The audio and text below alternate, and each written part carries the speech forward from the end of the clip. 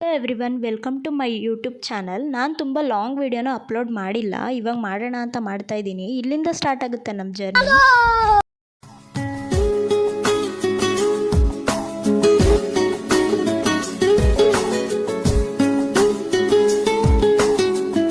ತುಂಬ ದಿವಸದಿಂದ ಅಂದ್ಕೊಂಡಿದ್ವಿ ಹೋಗಬೇಕು ಅಂತ, ಬಟ್ ಹೋಗೋಕ್ಕಾಗಿರಲಿಲ್ಲ. ಇವಾಗ ಪ್ಲ್ಯಾನ್ ಮಾಡಿ ಹೋಗ್ತಾ ಇದ್ದೀವಿ. ಮಾರ್ನಿಂಗ್ಸ್ 4 o'clockಗೆ ಅಂತಲೇ ಎಲ್ಲರಿಗೂ ಹೇಳಿದ್ದೆ, ಬಟ್ ನಾವು ಮನೆ ಬಿಟ್ಟಿದ್ದೆ 5 ಗಂಟೆಗೆ. ವಿಡಿಯೋನ ಲಾಸ್ಟ್ವರೆಗೂ ನೋಡಿ. ನಾವು ಒನ್ ಡೇಯಲ್ಲಿ ಯಾವ್ಯಾವ ಪ್ಲೇಸ್ ಕವರ್ ಮಾಡಿದ್ವಿ ಅಂತ ಹೇಳ್ತೀನಿ. ನಾವೆಲ್ಲರನ್ನೂ ಪಿಕ್ ಮಾಡಿಕೊಂಡು ಹಾಗೆ ಗಾಡಿ ಪೂಜೆ ಮಾಡಿಕೊಂಡು ನಾವು ಓಡೋಣ ಅಂತ ಹೊರಟ್ವಿ. ಅದೇ ಮನೇಲಿ ಬೇಗ ಎದ್ದೋಳು ಅಂದರೆ ಎದ್ದೋಳಲ್ಲ. ಎಲ್ಲಾನ ಟ್ರಿಪ್ ಎಲ್ಲಾನ ಹೋಗಬೇಕು ಅಂದರೆ ನೈಟೆಲ್ಲ ನಿದ್ದೆನೇ ಬರಲ್ಲ, ಎದ್ದು ಕೂತಿರ್ತೀವಿ. ಈ ಬಡತವಿಂದ ದೇಶ ಉದ್ಧಾರ ಆಯ್ತದ. ಕಡ್ಡಿಗಿರಿ ಸ್ಟೈಲ್ ನೋಡಿ ಇವನೇನು ಕೇಳ್ದ ಗೊತ್ತಾ? ನಾವು ಆಚೆ ಟ್ರಿಪ್ಪಿಗೆ ಹೋದರೆ ಸೆಲ್ಫಿ ಸ್ಟಿಕ್ ಯೂಸ್ ಆಗುತ್ತೆ ಅಂತ ತಂದರೆ, ನಾನು ನೋಡಿದ್ರೆ ಟ್ರಿಪ್ಪಿಗೆ ಹೋದ್ರೆ ಮರ್ತು ಮನೇಲೇ ಬಿಟ್ಟು ಹೋಗ್ತೀನಿ. ಅಲ್ಲೋಗಿ ಎಲ್ಲರ ಹತ್ರ ಊಸ್ಕೊತೀನಿ. ಸ್ವಲ್ಪ ಡಿಫ್ರೆನ್ಷಿಯೇಟ್ ನಿತಿನ್ ಸೀರಿಯಸ್ ಬಸ್ ಅಲ್ಲಿ ಹೋಗೋ ಬದಲು ಫಸ್ಟ್ ಪ್ಲಾನ್ ಆಗಿದ್ದು ಸಡನ್ ಆಗಿ ಕಾರಲ್ಲಿ ಹೋಗ್ತಾ ಇದೀವಿ. ಅದು ಎಲ್ಲಿಗೆ ಹೋಗ್ತಾ ಇದೀವಿ ಗೊತ್ತಾ? ಹಿಮತ್ ಗೋಪಾಲ್ ಸ್ವಾಮಿ ಬೆಟ್ಟಕ್ಕೆ. ಹಾಗೆ ಹೋಗ್ತಾ ಅಲ್ಲೇ ಪೆಟ್ರೋಲ್ ಹಾಕಿಸ್ಕೊಂಡು ನಮ್ಮ ಗ್ರೂಪಲ್ಲಿ ಜಾಸ್ತಿ ತರಲೆ ಅಂದರೆ ಇವನೇ. ಈ ಕಾಲದಲ್ಲಿ ನಂತರ ಒಳ್ಳೆ ಹುಡುಗ ಎಲ್ಲಿ ಸಿಗ್ತಾನೆ?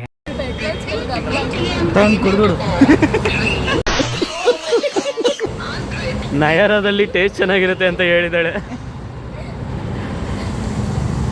ಗ್ರೂಪಲ್ಲಿರೋ ಇನ್ನೋಸೆಂಟ್ ಬೈ ನಯರ ಒಳ್ಳೆ ಡಿಫ್ರೆಂಟಾಗಿ ಹೇಳ್ತಾನೆ. ಏನು ಹೇಳ್ದ ಗೊತ್ತಾ?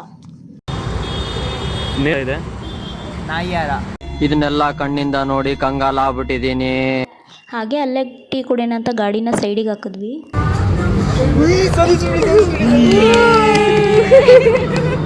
ಸಂತೋಷ ಇವರ ಮುಖದಲ್ಲಿ ತೇಲಾಡ್ತಾ ಇರೋದನ್ನ ಗಮನಿಸಿದೆ. ಹಾಗೆ ಕಾರಲ್ಲಿ ಹೋಗ್ತಾ ಸ್ವಲ್ಪ ಎಂಜಾಯ್ ಮಾಡಿಕೊಂಡು ಹಾಗೆ ಸಾಂಗ್ ಎಲ್ಲ ಹೇಳ್ಕೊಂಡು ಹೋಗ್ತಾ ಇದ್ವಿ. ಅವನೊಂದು ಲಿರಿಕ್ಸ್ ಮಿಸ್ ಮಾಡಿದ್ಕೆ ಇವನೇನು ಬೈದ ಗೊತ್ತಾ? ಆಡೋ ಬೇವರ್ಸಿ. ನಾನು ಏನ್ ತಪ್ಪು ಮಾಡಿದ್ದೀನಿ? ನಾನೇನಯ್ಯ ತಪ್ಪು ಮಾಡ್ದೆ?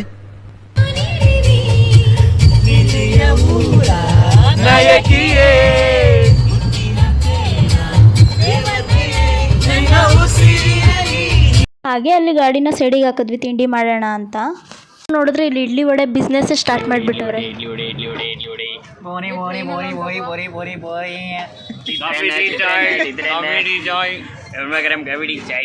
ಚಿತ್ರಾನ್ನ ಕಂಡ್ರೋದು ಆಮೇಲೆ ಕುಡಿತೀವಲ್ಲ ಚಾಯ್, ಅದಕ್ಕೆ ನೀವೇನಾದ್ರು ಹೇಳು.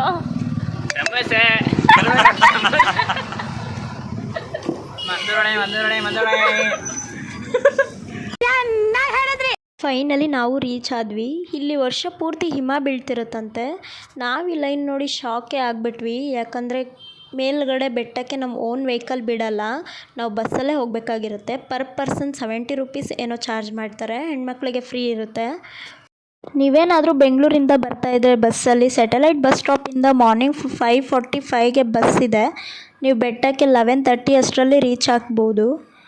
ಬೆಟ್ಟದಿಂದ ರಿಟರ್ನ್ ಡೈರೆಕ್ಟ್ ಬಸ್ 2:30ಗೆ ಬಿಡುತ್ತೆ. ಅರೌಂಡ್ ಬೆಂಗಳೂರಿಗೆ 8:30 ಅಷ್ಟರಲ್ಲಿ ರೀಚ್ ಆಗ್ಬೋದು.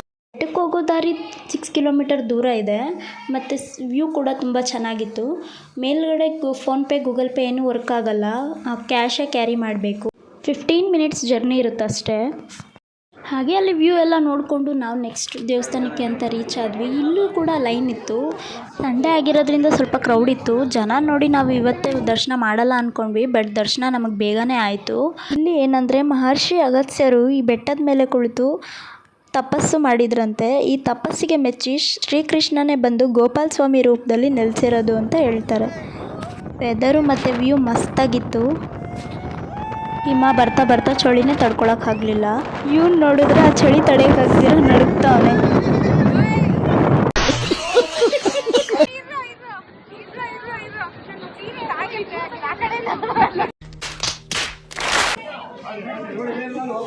ಏನು ತಗೋತಾ ಇದ್ದೀರಾ?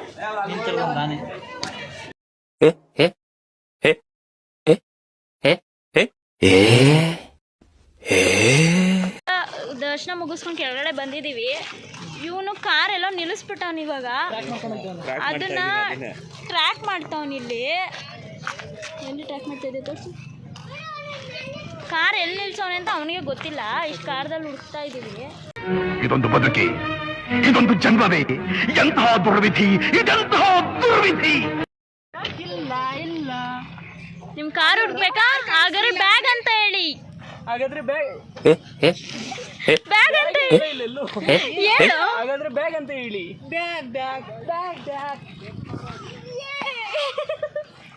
ನಮ್ಮ ಕಾರ್ ಎಲ್ಲಾರ ಕಾಣಿಸ್ತಾ ಇದೆಯಾ? ಬನ್ನಿ ಮತ್ತೆ ಹೋಗೋಣ.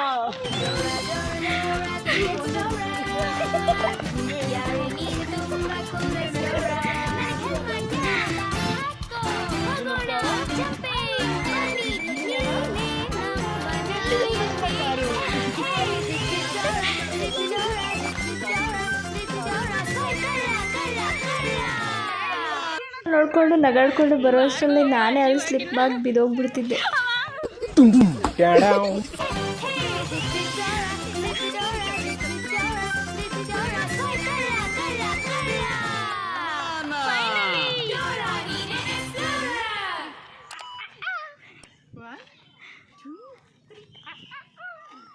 ಫೈನಲಿ ನಮ್ ಕಾರ್ನ ಹುಡುಕ್ಬಿಟ್ವಿ.